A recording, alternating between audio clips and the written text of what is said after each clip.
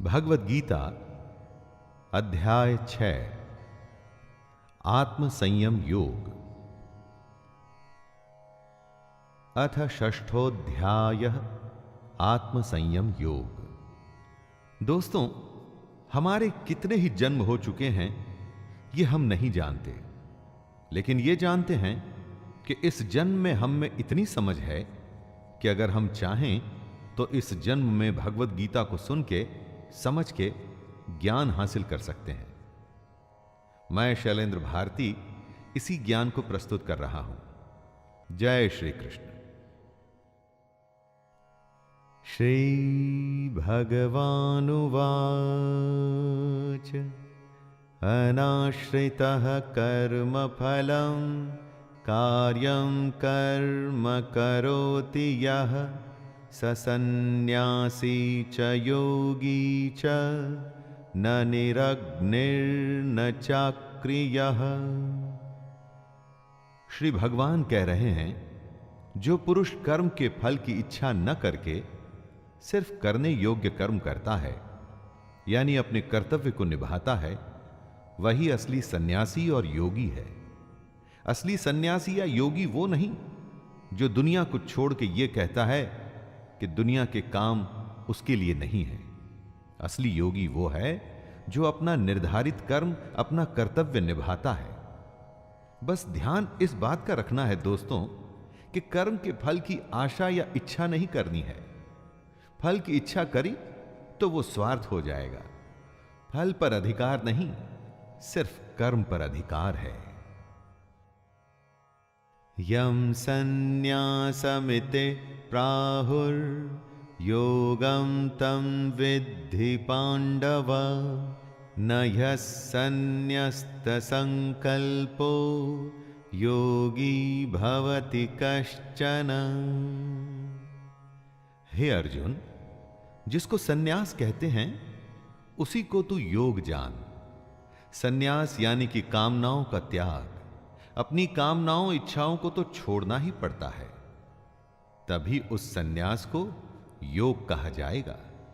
लेकिन इच्छा को छोड़ देने का मतलब कर्म को छोड़ देना बिल्कुल भी नहीं है दोस्तों। ऐसे सन्यासी योगी नहीं माने जा सकते। कर्म तो करना ही पड़ेगा, चाहे कुछ भी हो जाए।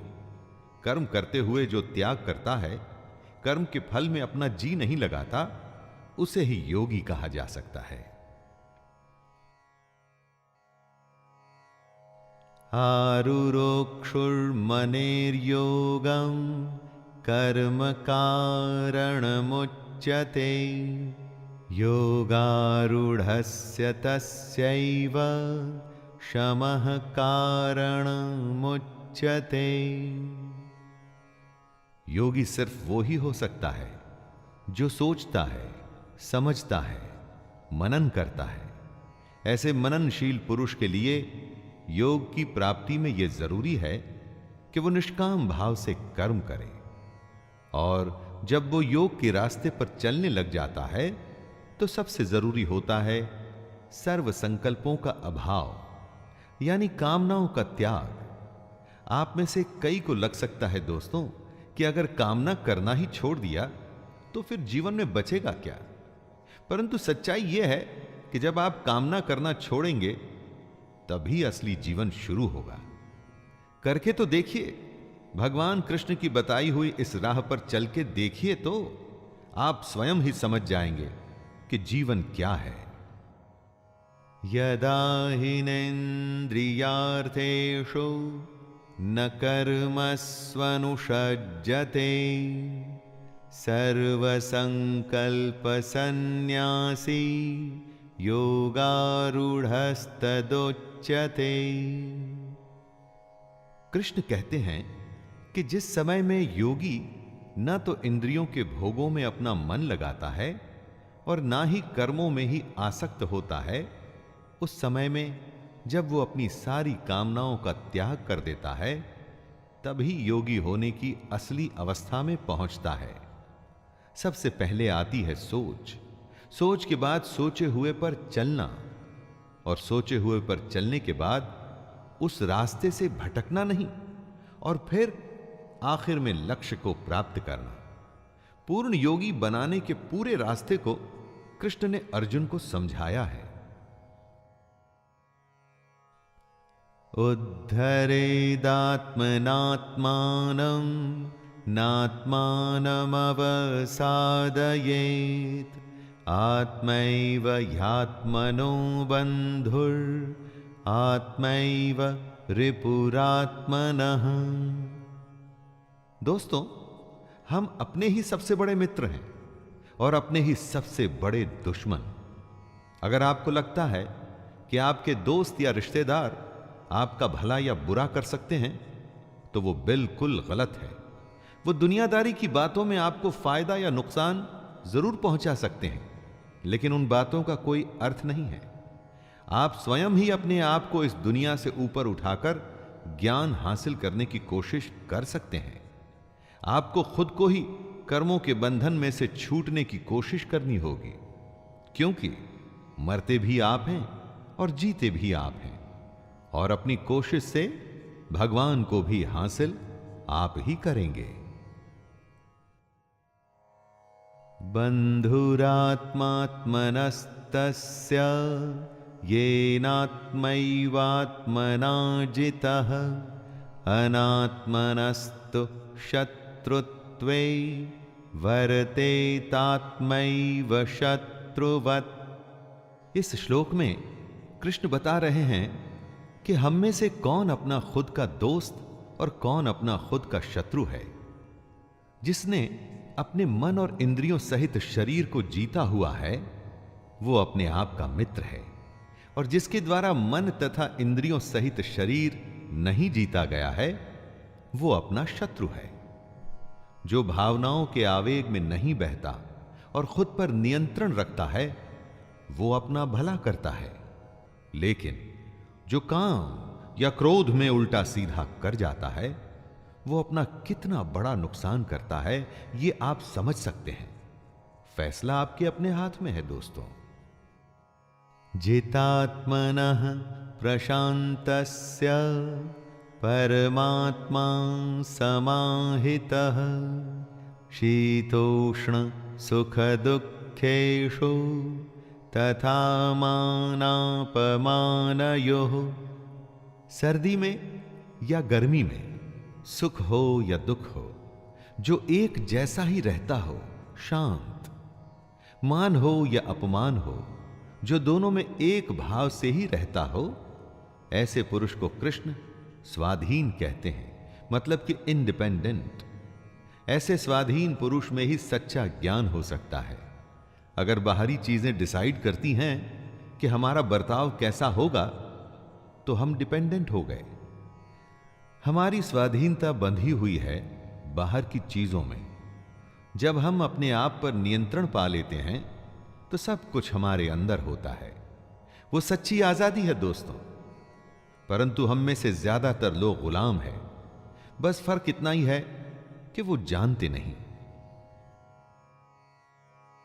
ज्ञान विज्ञान तृप्तात्मा कूटस्थो विजितेन्द्रियः युक्त इत्युच्यते योगी समलोष्टाश्मकाञ्चनः। जिसके अंदर ज्ञान और विज्ञान भरा हुआ है, जो किसी कमी को अपने ऊपर हावी नहीं होने देता, जिसकी अपनी इंद्रियां अच्छे से जीती हुई हैं, और जिसके लिए मिट्टी, पत्थर और सोना एक समान है, वह योगी युक्त अर्थात भगवत प्राप्त है। असली योगी मिट्टी और सोने को एक जैसा समझता है। लेकिन सोना तो बहुमूल्य होता है, तो सोने को मिट्टी समझना क्या नादानी नहीं है दोस्तों? जी नहीं, सोना बहुमूल्य है, लेकिन इस दुनिया के सुखों के लिए वो सुख जो असल में झूठे हैं, योगी पुरुष इस बात को जान जाता है। सुहृन्मित्रार्युदासीन मध्यस्थ द्वेष्य बंधुषु साधुष्वपि च पापेषु समबुद्धिर्विशिष्यते। योगी की परिभाषा को समझाते हुए कृष्ण कहते हैं, जो सुहृद है, मतलब जो मन से सबका भला चाहता है, जो सबका दोस्त है, जो अपने दुश्मन से, अपना बुरा चाहने वाले का भी अच्छा चाहता है, वही असली योगी है।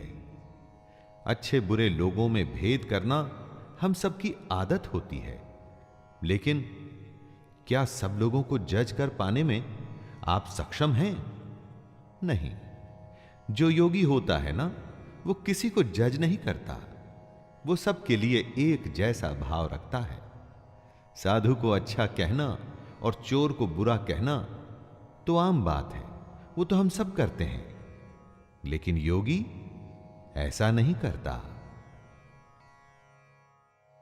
योगी युञ्जीत सततं आत्मानं रहसि स्थितः एकाकी यत् चितात्मा निराशीर परिग्रहः। जो अपने मन और इंद्रियों के साथ शरीर को वश में रखता है, जिसने अपने मन में आशा को खत्म कर दिया है और जो कुछ भी संग्रह मतलब कि इकट्ठा नहीं करता, वही योगी है। उसे अकेले ही एकांत स्थान में स्थित होकर आत्मा को निरंतर परमात्मा में लगाना चाहिए, एक्यूमुलेट करना चाहिए।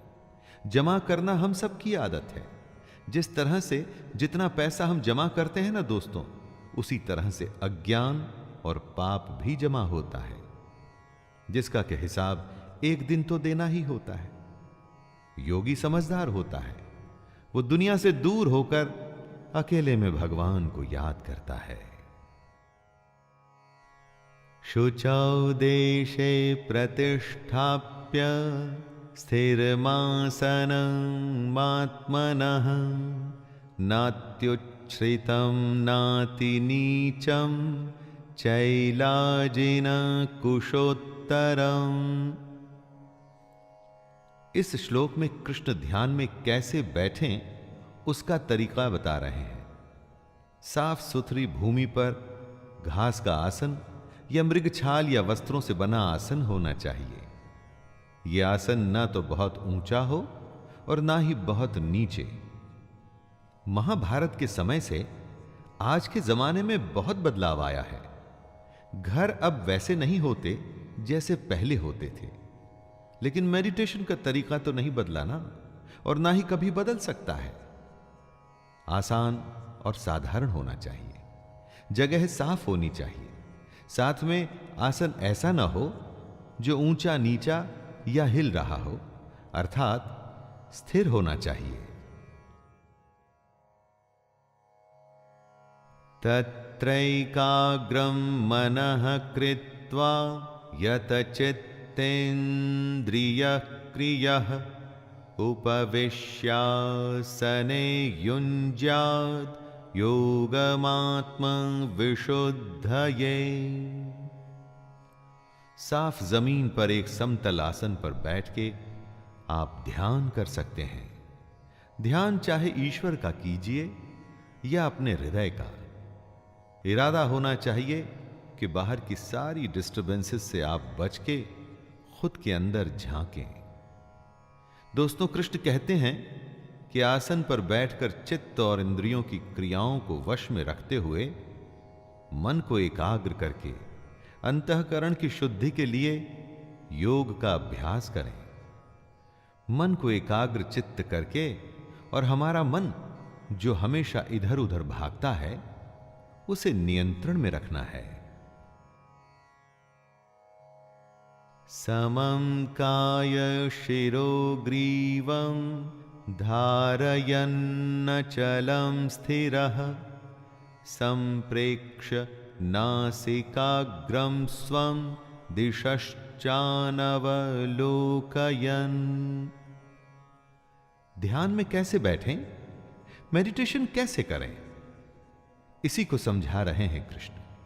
वो कहते हैं कि अपने शरीर, सिर और गले को समान एवं अचल धारण करके और स्थिर होकर अपनी नाक के आगे के हिस्से पर दृष्टि जमाकर अन्य दिशाओं को न देखते हुए बैठना है।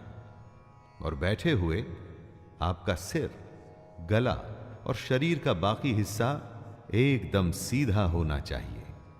शरीर की स्थिरता के बाद मन को स्थिर करने के लिए आंखें नाक के आगे वाले हिस्से पर रखें ताकि और कुछ दिखाई न दे। ऐसा करके अपने मन को आप नियंत्रित कर सकते हैं, ध्यान कर सकते हैं। प्रशांतात्मा विगत भीर ब्रह्मचारि व्रते स्थितः मनः संयममच्चित्तो युक्त आसीत मत्परः। कृष्ण ध्यान की अवस्था के बारे में आगे बताते हुए कहते हैं कि साधक को ब्रह्मचारी के व्रत में स्थित होना चाहिए। ब्रह्मचारी से यहां मतलब है ब्रह्म में आचार करने वाला, नियम से यज्ञ करने वाला। मन में कोई भी भय नहीं होना चाहिए, अंतःकरण एकदम शांत होना चाहिए। ऐसा सावधान योगी मन को रोककर मुझ में अपना चित्त लगाए। बिहेवियर सात्विक होना चाहिए, किसी बात का कोई डर ना हो और मन में शांति। यही है योगी की अवस्था। युञ्जन्नेवं सदात्मानं योगी नियतमानसः शान्तिं निर्वाण परमां मत्संस्थामधिगच्छति। योगी की ध्यान की अवस्था को और समझाते हुए कृष्ण अर्जुन से कहते हैं, हे अर्जुन, जिसने अपने मन को वश में कर लिया है, ऐसे योगी को अपनी आत्मा में मेरे स्वरूप को ढूंढना चाहिए। ऐसा करता हुआ योगी मुझ में रहने वाली परमानंद की पराकाष्ठा रूप शांति को प्राप्त होता है। दोस्तों, हमारी आत्मा उसी परमात्मा का ही एक अंश है। मन इस सच को हमसे छुपाने की कोशिश करता है। इसीलिए मन को वश में करना एक योगी के लिए बेहद जरूरी है। तभी ध्यान पूरा होगा, साधना पूरी होगी। नात्यश्नतस्तु योगोस्ति न चैकान्तमनश्नतः न चाति स्वप्नशीलस्य जाग्रतो नैव चार्जुन। योग करते तो बहुत हैं, लेकिन कितनों को इसमें सिद्धि मिलती है? और कौन है वो जिनको ये सिद्धि प्राप्त होती है? यही बात कृष्ण बताते हैं। हे अर्जुन, ये योग न तो बहुत ज्यादा खाने वाले का, न एकदम खाने वाले को मिलता है, न बहुत ज्यादा सोने वाले को, न हमेशा जागने वाले को ही। कृष्ण यहां अति की बात कर रहे हैं, चाहे भूख हो या नींद। अति किसी भी वस्तु की अच्छी नहीं है, बेशक वो अधिक की हो या काम की। जितनी आवश्यकता हो उतना ही खाइए, उतना ही सोइए, और तभी योग संभव होगा। युक्ताहार विहारस्य युक्तचेष्टस्य कर्मसु युक्तस्वप्नावबोधस्य योगो भवति दुःखः। योग उनके लिए आसान है जो सही आचरण पर चल सकें। जिनके लिए अनुशासन में चलना मुश्किल है, उनके लिए योग भी मुश्किल होगा। कृष्ण कहते हैं कि योग तो उसी का सिद्ध होता है जो ठीक से खाता है, ठीक से सोता है और अपने कर्मों में अपनी पूरी निष्ठा रखता है। ऐसे ही साधक का योग पूरा होता है और उसके सारे दुख कट जाते हैं। किसी भी एक्टिविटी को आप लीजिए, अगर उस एक्टिविटी में आपको कुछ करना है तो डिसिप्लिन तो दिखाना ही पड़ेगा दोस्तों। यदा विनियतं चित्तम आत्मन्येवावतिष्ठते निःस्पृहः सर्वकामेभ्यो युक्त इत्युच्यते तदा। जिसने अपने चित्त को एकदम वश में कर लिया है और जो परमात्मा में ही भली भांति स्थित हो जाता है, ऐसे समय में वो साधक भोगों से दूर होकर योग युक्त हो जाता है। मेडिटेशन में एक समय ऐसा आता है जब आपका मन पूरी तरह से आपके वश में होता है। उसकी हिम्मत नहीं इधर उधर का सोचने की। जब ऐसी स्थिति आती है तब आप अपने आप को, अपने काम को परमात्मा में पूरी तरह से लगा सकते हैं। ऐसे समय में आप इंद्रियों के भोगों से भी एकदम दूर हो जाते हैं और यही पूर्ण योग की स्थिति होती है। यथा दीपो निवातस्थो निंगते सोपमा स्मृता योगिनो यतचित्तस्य युञ्जतो योगमात्मनः। योगी का मन, उसका चित्त कैसा होता है, इस श्लोक में उसकी बात की गई है दोस्तों। जिस प्रकार वायु रहित स्थान में स्थित दीपक चलायमान नहीं होता, जब हवा नहीं होती तो दीपक की लौ सीधे ऊपर की ओर जाती है, इधर उधर नहीं भागती। उसी तरह योगी का चित्त भी होता है। अपनी साधना में वो ऐसे रमा होता है कि उसका ध्यान कभी विचलित नहीं होता। कंसंट्रेशन इसी को तो कहते हैं, किसी काम में ऐसे लग जाना कि होश ही न रहे। यत्रो परमते चित्तम निरुद्धं योग सेवया यत्र चैवात्मनात्मानं पश्यन्नात्मनि तुष्यति। योगी के लगातार अभ्यास से चित्त ऐसी अवस्था में पहुंच सकता है जहां से वो विचलित नहीं होता। ऐसी विश्राम की स्थिति में जब चित्त पहुंचता है तो हमारी सूक्ष्म बुद्धि, हमारा इंटेलेक्ट परमात्मा के साक्षात्कार कर सकता है। इसी में योगी को सच्ची संतुष्टि मिलती है। हमेशा उसका मन यही चाहता है कि उसका ध्यान हर पल परमात्मा में ही लगा रहे।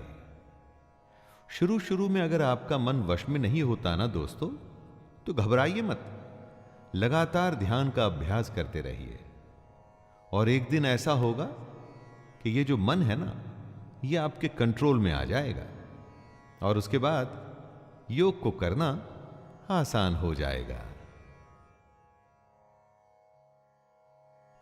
सुखमात्यंतिकं यत्तद् बुद्धिग्राह्यमतीन्द्रियं वेत्ति यत्र न चैवायं स्थितश्चलति तत्त्वतः। कुछ सुख तो होते हैं जो इंद्रियों के भोग से आते हैं, अर्थात हमारी इस दुनिया के सुख, और कुछ सुख होते हैं जिनके बारे में हम जानते ही नहीं। कृष्ण उन्हीं के बारे में बता रहे हैं। यह सुख उस परमात्मा के साक्षात्कार से ही संभव होता है और ये जो सुख है इसको हम अपनी सूक्ष्म बुद्धि से ही ग्रहण कर सकते हैं, लेकिन तभी जब हम योगी की अवस्था में आ जाएं। जिन सुखों को हम जानते हैं वो तो थोड़ी देर के ही होते हैं। असली सुख क्या है वो हम में से कुछ लोग ही जानते हैं। इसलिए दोस्तों, अगर आप ये जानना चाहते हैं तो योग करना शुरू कर दीजिए। योग पहला कदम है उस परम आनंद को जानने का। यम लब्ध्वा चा परम लाभं मन्यते नाधिकं ततः यस्मिन् स्थितो न दुःखेन गुरुणापि विचाल्यते। दोस्तों, दुनिया में सबसे बड़ा लाभ क्या होता है? लाखों करोड़ों का प्रॉफिट या इसी तरह का कोई वर्ल्डली बेनिफिट? हम लाभ को इसी सेंस में समझते हैं। यही हमारी अज्ञानता और बेवकूफी है। कृष्ण कहते हैं कि सबसे बड़ा लाभ है परमात्मा की प्राप्ति। जिसको ये लाभ मिल जाता है ना, उसको उसके बाद और किसी लाभ की आवश्यकता नहीं रहती। बड़े से बड़ा दुख भी उसका कुछ नहीं कर पाता। परंतु इस लाभ को पाने के लिए योगी बनना पड़ता है, तभी इस तरह की प्राप्ति संभव है। तम विद्या दुख संयोग वियोगम योग संज्ञितम सनिश्चयेन योक्तव्यो योगो निर्विण्ण चेतसा। इस दुनिया को भवसागर इसलिए कहा जाता है क्योंकि इस संसार में सिर्फ दुख है, और इस संसार से आप बचेंगे कैसे? कोशिश करिए यह जानने की कि आखिर उस संसार में है क्या।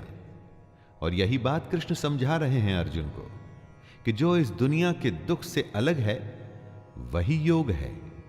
इसे ही हमको जानना चाहिए, और जानने के बाद इस योग को हमको सच्चे मन से करने का अभ्यास करना चाहिए। प्रैक्टिस ही आपको योग में परफेक्ट बनाएगी। दोस्तों, दुनिया में योग ही एक ऐसा रास्ता है जो भगवान की सच्चाई के बारे में बताएगा। संकल्प प्रभवान कामान् त्यक्त्वा सर्वान् शेषतः मनसैवेन्द्रियग्रामं विनियम्य समन्ततः। किसी वस्तु का मिल जाना होता है संयोग, किसी वस्तु का छूट जाना होता है वियोग। संयोग और वियोग से जो परे है वो है योग। सबसे बड़े सुख की प्राप्ति का नाम है योग।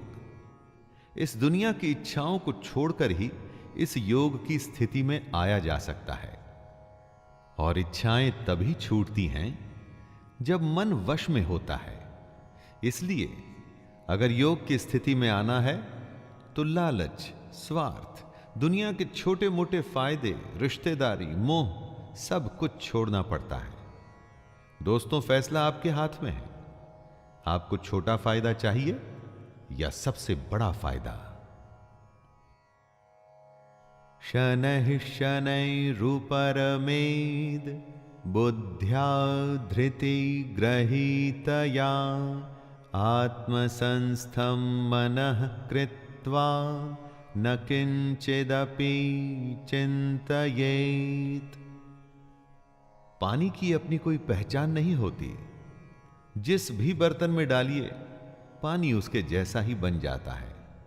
लेकिन यही पानी जब लगातार किसी चट्टान पर गिरता रहता है तो अपना असर छोड़ जाता है।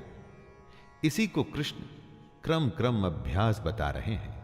धीरे धीरे अपनी प्रैक्टिस करते रहिए और योग की स्थिति को पाने के लिए हर रोज ध्यान करते रहिए, मेडिटेशन में बैठते रहिए। कुछ समय के बाद आप देखेंगे कि इसका नतीजा आपको दिखना शुरू हो गया है। दोस्तों, ये बात योग ही नहीं, जीवन के हर पहलू पर भी लागू होती है। यतो यतो निश्चरति मनश्चंचलमस्थिरं ततस्ततो नियम्यैतद् आत्मन्येव वशं नयेत्। आप जो करना चाहते हैं मन उसमें कभी नहीं लगता, और जो नहीं करना चाहते मन बार बार उसी तरफ भागता है। इसीलिए तो मन को चंचल कहते हैं। दोस्तों, ये कभी रुकता नहीं, परंतु लगातार अभ्यास से इसकी इसी आदत पे आप विजय पा सकते हैं। दुनिया की अलग अलग बातें इसको भगाती हैं, अस्थिर बनाती हैं। आपके अपने संकल्प, अपनी इच्छा शक्ति को दृढ़ करके ध्यान करते हुए इसी मन को वश में करना है। तभी ये मन परमात्मा या जो काम आप करना चाहते हैं उसमें ही लगा रहेगा। प्रशांत मनसं ह्येनं योगिनं सुखमुत्तमं उपैति शान्तरजसं ब्रह्मभूतमकल्मषम्। गति चाहे धीमी ही क्यों न हो, लेकिन लगातार अभ्यास के बाद आप पाएंगे कि आप अपने मन को वश में कर सकते हैं। एक बार ऐसा हो गया तो आपका मन शांत हो जाएगा, उसकी चंचलता खत्म हो जाएगी। ये अवस्था ही पहली कड़ी है उस श्रृंखला की जो आपको एक दिन परम आनंद के पास ले जाएगी। परमात्मा के अगर दर्शन करने हैं, सबसे बड़े सुख को अगर फील करना है, तो शुरुआत यहीं से करनी होगी। मेडिटेशन को आप गेटवे मान सकते हैं सबसे बड़े सच का। युञ्जन्नेवं सदात्मानं योगी विगत कल्मषः सुखेन ब्रह्म संस्पर्शम् अत्यंतं सुखमश्नुते। जो लगातार खुद को ध्यान में लगाकर अपने मन को वश में करके योगी की स्थिति में आता है, वो सारे पापों से भी दूर हो जाता है। वही योगी पर ब्रह्म परमात्मा के रूप को जान पाता है। यही तो सबसे बड़ा आनंद है। किसी को सोने में, किसी को खाने में, और भी न जाने अनगिनत काम हैं जिससे लोगों को आनंद मिलता है। लेकिन दोस्तों, ये सारे आनंद क्षणिक हैं, कुछ मोमेंट्स में खत्म हो जाने वाले। ब्रह्म के स्वरूप को पहचानने का जो आनंद है, वो सदा सदा के लिए है। वो ऐसा सुख है जो कभी खत्म नहीं होता। सर्वभूतस्थमात्मानं सर्वभूतानि चात्मनि ईक्षते योगयुक्तात्मा सर्वत्र समदर्शनः। हमारे चारों तरफ एक अनंत चेतना है, इन्फिनिट कॉन्शियसनेस। इसी में हमको एक भाव से अपना मन लगाना होता है। जो योगी ऐसा करने में सक्षम हो जाता है, जो सबको समभाव से देखता है, वो अपनी आत्मा को जान जाता है। हमारी आत्मा में सब कुछ है, लेकिन उसे देखने के लिए ज्ञान चाहिए होता है, और यह ज्ञान योग से ही आता है। कॉन्शियसनेस की सबसे बड़ी स्थिति को ही योग कहते हैं, और तभी हम अपने आप को पूरी दुनिया में और पूरी दुनिया को अपने आप में देख पाते हैं। यो मां पश्यति सर्वत्र सर्वं च मयि पश्यति तस्याहं न प्रणश्यामि स च मे न प्रणश्यति। बहुत बड़ा एक सवाल है। आज से हजारों साल पहले भी था, आज भी है और आगे भी रहेगा। दोस्तों, अगर भगवान है तो दिखता क्यों नहीं? जो होता है वो दिखता है, जो नहीं होता वो नहीं दिखता। ऐसा हमारी इस दुनिया की सोच कहती है। विज्ञान अभी स्पिरिचुअलिटी के पास नहीं पहुंच पाया है। जब देखना ही गलत हो तो भगवान दिखेगा कैसे? अरे, उसे देखने के लिए योग की स्थिति में आना पड़ता है। जब आप इस योग की स्थिति में आ जाते हैं, तब कृष्ण आपके लिए अदृश्य नहीं और आप कृष्ण के लिए अदृश्य नहीं। सर्वभूतस्थितं यो मां भजत्येकत्वमास्थितः सर्वथा वर्तमानोऽपि स योगी मयि वर्तते। दोस्तों, इस दुनिया में अनेकता है, परंतु उस भगवान तक जाने के लिए आपको एकता का सहारा लेना है। अपनी सारी फीलिंग्स को एक करके ध्यान लगाना है। इस एक ही भाव में स्थित होकर जो अपना ध्यान मन पे लगा, उसे वश में करता है, वही योगी बन पाता है। बहुत सारे विचारों की जरूरत नहीं है, निश्चय से खुद को नियंत्रण में रखना है, तभी बुद्धि एक जगह लगती है, वरना इधर उधर भागती रहती है। कृष्ण कहते हैं, जो ऐसा करते हुए मुझे भजता है, मैं उसे ही प्राप्त होता हूं।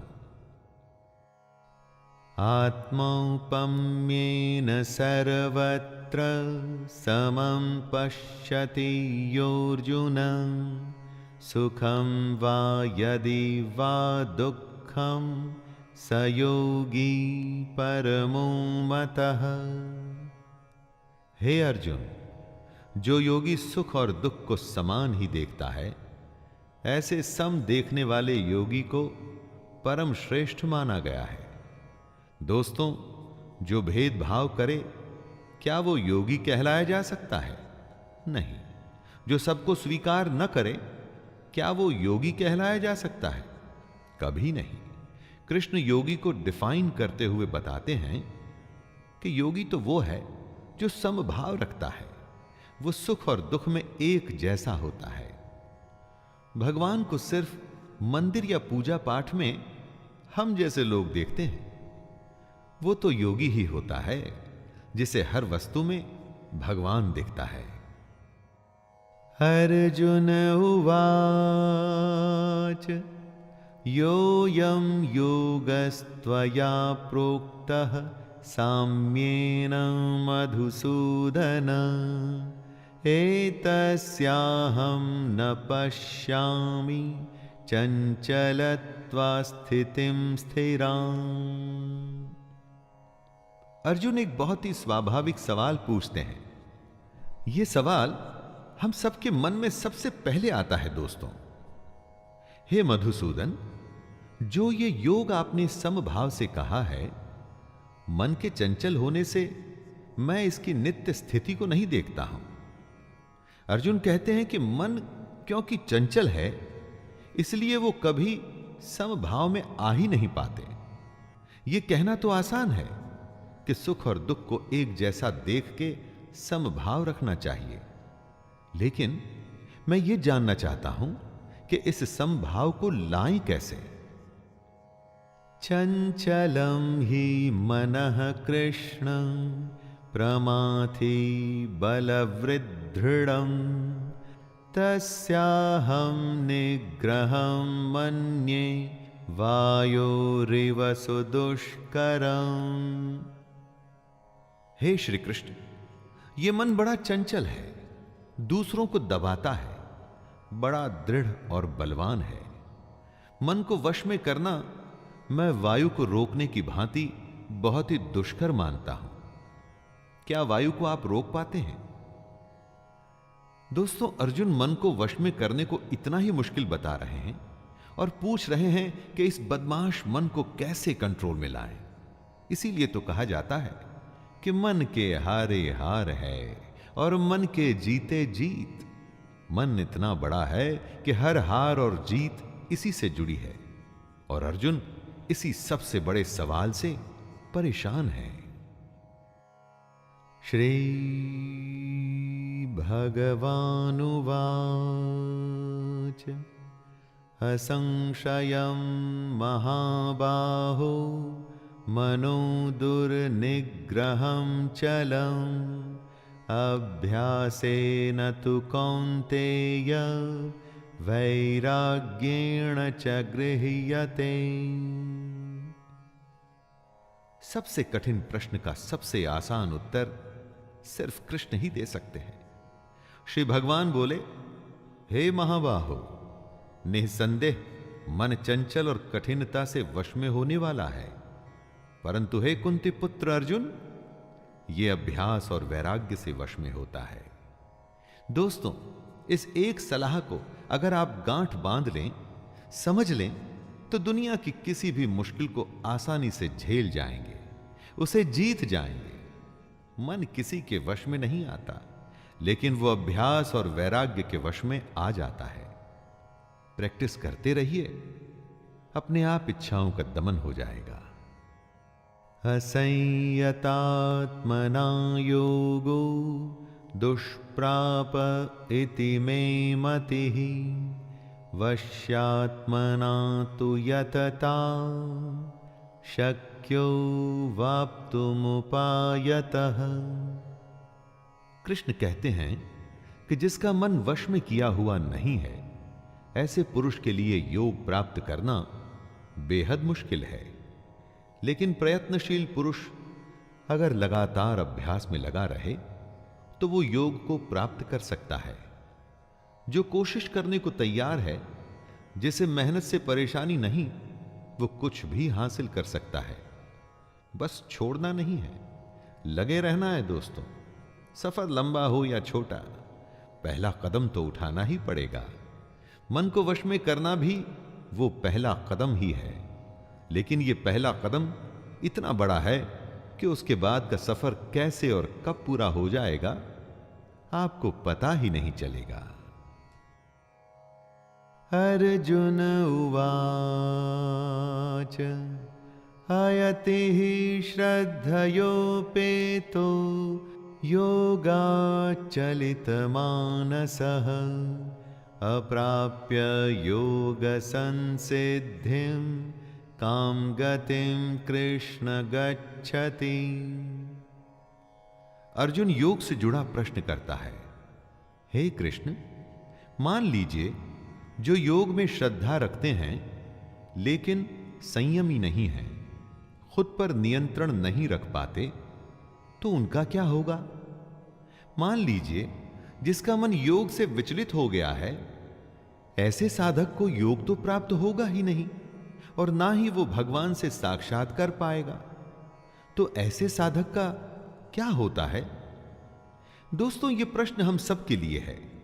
हम में से कितने लोग योग में श्रद्धा रखते हैं, उसे शुरू भी करते हैं, लेकिन मन को वश में नहीं कर पाते।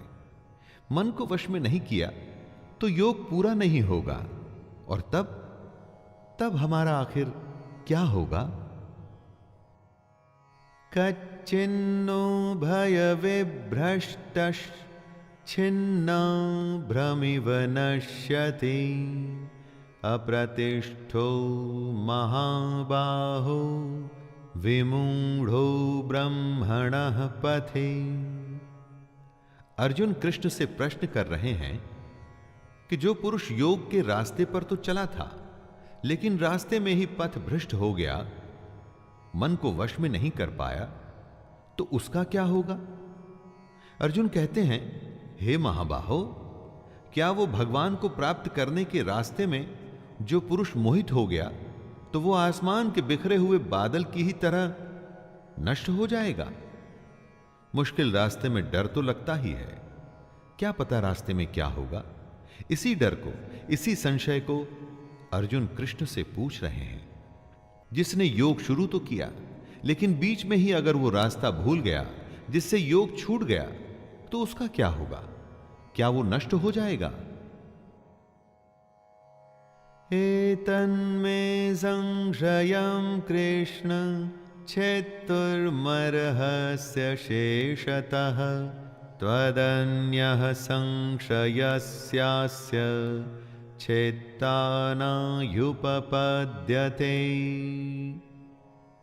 योग से जुड़े अपने प्रश्न को पूरा करते हुए अर्जुन कहते हैं, हे कृष्ण, मेरे इस संशय को सिर्फ आप ही दूर करने योग्य हैं, क्योंकि आपके सिवा दूसरा इसका उत्तर देने वाला मिलना संभव नहीं है।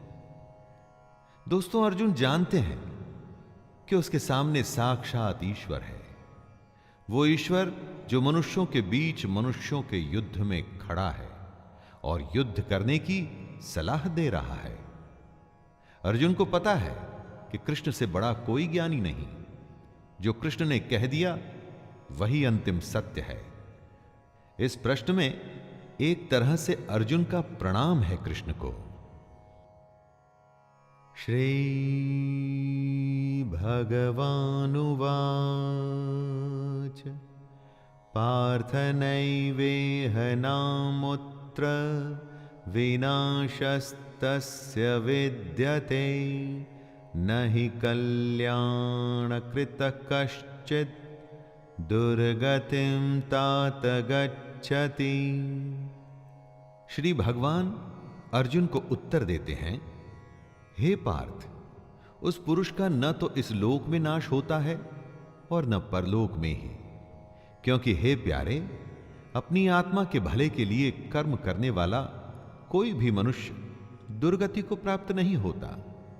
जिसने योग शुरू किया लेकिन बेचारा मन को वश में नहीं कर पाया, तो उसका क्या होगा? क्या वो नष्ट हो जाएगा?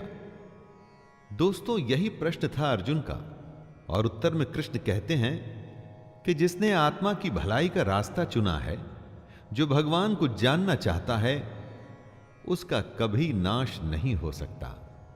दोनों लोकों में उसका बुरा हो ही नहीं सकता। सही भी है दोस्तों, भगवान को पाने के रास्ते में जो चलता है ना, उसका बुरा हो भी कैसे सकता है। प्राप्य पुण्य कृतां लोकान् उषित्वा शाश्वती समाः शुचीनां श्रीमतां गेहे योग भ्रष्टो भिजायते। जिसने योग शुरू तो किया लेकिन बीच में ही छोड़ दिया, ऐसे पुरुष को कृष्ण योग भ्रष्ट कहते हैं। वो आगे कहते हैं कि ऐसा पुरुष नष्ट नहीं होता, बल्कि स्वर्ग को प्राप्त होता है। स्वर्ग में कई सालों तक रहने के बाद वो शुद्ध आचरण वाले श्रीमान पुरुषों के घर में जन्म लेता है। हम जहां जन्म लेते हैं, उसी के साथ हमारा भाग्य और हमारा जीवन जुड़ जाता है। सबको लगता है कि अगर वो किसी अच्छे घर में जन्म लेते तो क्या उनका जीवन अच्छा होता? दोस्तों, कृष्ण का कहना है कि अच्छे कर्मों का नतीजा ही अच्छा होता है। अगर आपने अच्छा कर्म शुरू किया, जैसे कि योग, लेकिन अगर वो छूट भी गया तो चिंता की कोई बात नहीं, अगला जन्म एक अच्छे घर में ही होगा। अथवा योगिनामेव कुले भवति धीमताम् एतद्धि दुर्लभतरं लोके जन्म यदीदृशम्। जैसी संगत वैसी रंगत। जिस माहौल में आप होते हैं, उसी के जैसे बन जाते हैं। कृष्ण कहते हैं कि जो पुरुष योग पथ पे चला था लेकिन रास्ते में भ्रष्ट हो गया, तो भी उसके उत्तम कर्म वेस्ट नहीं जाएंगे। पहले वो स्वर्ग जाएगा और उसके बाद अगले जन्म में ज्ञानवान योगियों के कुल में जन्म लेगा। कृष्ण आगे कहते हैं कि हमारा जो ये जन्म है वो निसंदेह अत्यंत दुर्लभ है, उसे बेकार नहीं करना चाहिए। दोस्तों, कृष्ण की कई बातों पर चलने में सिर्फ चांदी चांदी है। उनके बताए योग पे आप सच्चे मन से चलिए, पार हो गए तो भगवान मिल जाएगा। बीच में ही कहीं रुक गए, अटक गए, तो भी उसका फायदा अगले जन्म में तो जरूर मिलेगा। तत्र तं बुद्धि संयोगं लभते पौर्वदेहिकं यतते च ततो भूयः संसिद्धौ कुरु नंदन। अगर सच्चे मन से आप योग के रास्ते पर चलते हुए मन को वश में करने की कोशिश कर रहे थे, लेकिन किसी कारण वो अधूरा रह गया, तो घबराने की जरूरत नहीं। आपके संग्रह किए हुए योग के संस्कार खत्म नहीं होंगे। अगले जन्म में भी वो संस्कार आप में रहेंगे और अपना सफर आप उसके आगे से शुरू कर पाएंगे। फिर से जब आप योग शुरू करेंगे तो पिछला अर्जित किया हुआ ज्ञान आपकी बुद्धि में निहित रहेगा, आप में समाया रहेगा। तो फिर फिक्र कैसी? कृष्ण को सुनिए, उसके योग में लग जाइए। ये जन्म भी सुधरेगा और अगला भी। पूर्वाभ्यासेन तेनैव ह्रियते ह्यवशोऽपि सः जिज्ञासुरपि योगस्य शब्द ब्रह्माति वर्तते। जिस पुरुष ने पिछले जन्म में योग की प्रैक्टिस की थी, वो अगले जन्म में अपने आप ही योग और भगवान की तरफ आकर्षित होता है। इसे ही पिछले जन्म के संस्कार कहते हैं दोस्तों। वो अगले जन्म में किसी ज्ञानी के घर में ही जन्म लेता है। उसके मन में अपने आप ही ज्ञान की जिज्ञासा रहती है। वो फिर से उस कोशिश में लग जाता है। पिछले जन्म में अधूरी रह गई थी जो बात, उसी बात पे वो फिर से लग जाता है। सीधी सी बात इतनी है दोस्तों कि अगर आप अच्छे काम करेंगे, सच्चे मन से करेंगे, फल में लगाव नहीं रखेंगे, तो आपकी कोई भी कोशिश कभी भी बेकार नहीं जाएगी। उसका असर कभी न कभी तो दिखेगा ही। इस जन्म में अगर आप हार भी गए तो अगले जन्म में जीत अवश्य होगी। प्रयत्नाद्यतमानस्तु योगी संशुद्ध किल्बिषः अनेक जन्म संसिद्धस् ततो यात परां गतिम्। जो अपने हर जन्म में योग की कोशिश करता रहता है, वो एक दिन परम गति को जरूर प्राप्त होता है। कर्मों के खाते को बैंक बैलेंस की तरह समझिए। अच्छा जमा होता रहता है और बुरा घटता रहता है। हर जन्म के संस्कार इस खाते में जमा हो रहे हैं। कृष्ण कह रहे हैं कि लगातार कोशिश करने वाले को एक न एक दिन उसकी मेहनत का फल मिलता ही है। योग में बीज का नाश नहीं होता। अगर आपने योग में कुछ भी कोशिश की तो उसका फल तो अवश्य ही मिलेगा।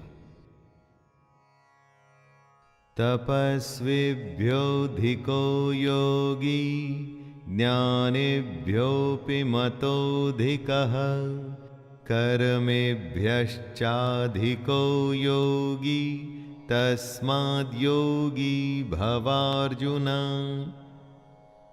योगी तपस्वियों से भी श्रेष्ठ होता है। शास्त्र को जानने वालों से भी श्रेष्ठ माना जाता है उसे।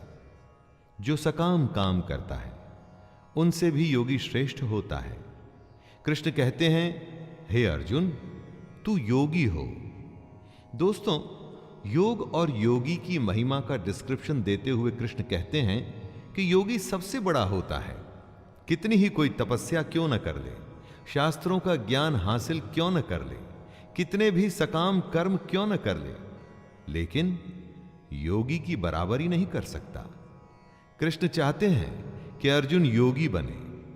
दोस्तों, हमें भी योग को समझ उसे अपने जीवन में उतारकर योगी बनने की कोशिश करनी चाहिए।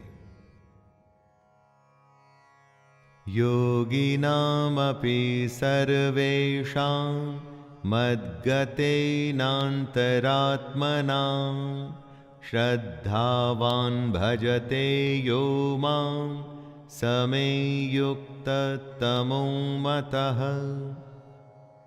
जितने भी योगी होते हैं ना, उनमें से सबसे श्रद्धावान योगी अपनी आत्मा से मुझको निरंतर भजता है। वह योगी मुझे परम श्रेष्ठ मान्य है। कृष्ण जी ने अपनी प्रेफरेंस बताई है दोस्तों। भजन दिखावे की चीज नहीं होती, इसका प्रदर्शन नहीं करना चाहिए। आपके आसपास के लोगों को शायद ये अच्छा लगे, लेकिन भगवान को बिल्कुल अच्छा नहीं लगता ये सब। यही कृष्ण भी कह रहे हैं। जो अपने अंतःकरण से, अपनी आत्मा से मुझको भजता है, कृष्ण को आपको सिर्फ अपने मन में रखना है। उसकी फोटो गले में टांग के नहीं घूमना, उसका टैटू नहीं करवाना है, उसकी बताई बातों पर चलना है, उसके योग को साधना है। तभी तो आप उसके प्रिय होंगे और तभी आपको वो सारी चीजें प्राप्त होंगी जो आप चाहते हैं। दोस्तों, ये था छठा अध्याय, जिसमें कृष्ण ने योग और योगी की विशेषताओं के बारे में बात की। हमें समझाया कि योग क्या होता है, कैसे होता है, और अगर शुरू किया जाए तो कैसे कई जन्मों तक चलता है। आइए अब फिर से मुलाकात होगी 7वें अध्याय में। तब तक के लिए मैं शैलेंद्र भारती आपसे आज्ञा लेता हूं। धन्यवाद। जय श्री कृष्ण।